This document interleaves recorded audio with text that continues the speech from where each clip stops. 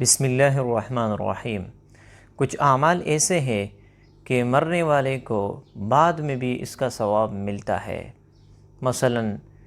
ایک آدمی ہے، اس نے اپنے بیٹے سے حافظ بنایا ہے، عالم بنایا ہے، اور وہ اس کے لیے استغفار کرتا ہے، اس کے لیے نیک اعمال اس کو بخشواتا ہے، تو اللہ رب العزت اس میت کو ان کا ثواب، قرآن مجید کا ثواب، جو اس کے لیے استغفار کرتا ہے، ان کا ثواب اس میت تک پہنچا دیتا ہے۔ بہت سے لوگ ایسے ہیں جو ان کو نہیں مانتے،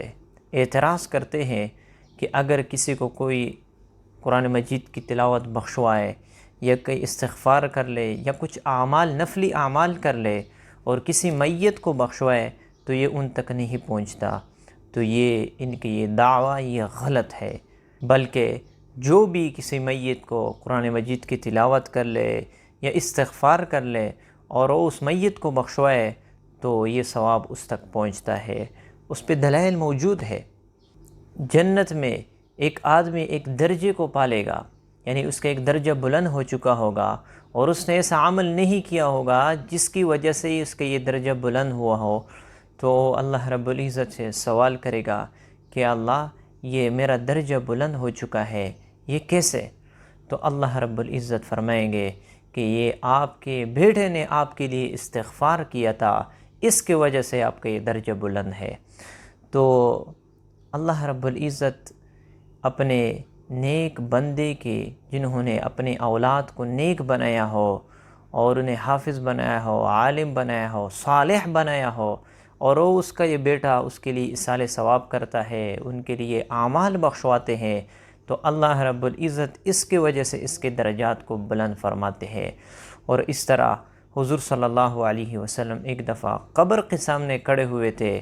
تو آپ صلی اللہ علیہ وسلم نے فرمایا کہ اپنے بھائی کے لیے دعا کر لو، استغفار کر لو، کیونکہ ابھی اس سے سوال اور جواب ہونے والا ہے۔ تو دیکھو، یہ بھی اس بات پر دلالت کرتا ہے کہ میت کو جو بھی اعمال بخشوائے جاتے ہیں وہ ان تک پہنچتی ہے۔ تو یاد رکھنا کہ نفلی جتنی بھی عبادات ہے، اگر کوئی میت کو بخشوائے یا کسی زندہ آدمی کو بخشوائے اس تک وہ ثواب پہنچتا ہے، اس میں کوئی شک نہیں ہے۔ اس پہ بہت سے دلائل موجود ہے قرآن اور حدیث کے۔ اب قرآن مجید کی تلاوت کیسے بخشوائے جائے؟ آپ نے قرآن مجید کی ایک پارہ تلاوت کر لی یا مکمل قرآن مجید کی تلاوت کر لی، اس کے بعد آپ صرف یہی دل میں نیت کر لیں کہ اس کا سارا ثواب اے اللہ اس میت تک پہنچا دے،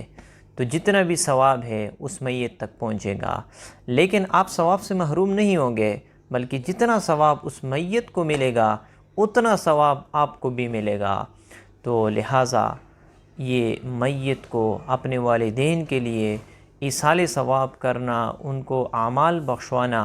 یقیناً یہ آپ کے والدین کی بھی درجات بلند ہوں گے،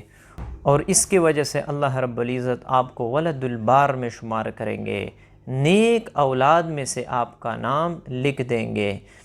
کیونکہ جو بندہ اپنے والدین کے ساتھ زندگی میں حسن سلوک نہ کر لے تو اس کے لیے مرنے کے بعد بھی چانس ہے کہ ان کے لیے نیک اعمال کر لے، ان کے لیے استغفار کر لے، ان کے لیے ایصال ثواب کرے، تو اس کی وجہ سے اللہ رب العزت آپ کو ولد البار میں شمار کریں گے، نیک بیٹے، نیک اولاد میں سے آپ کا نام بھی لکھ لیں گے۔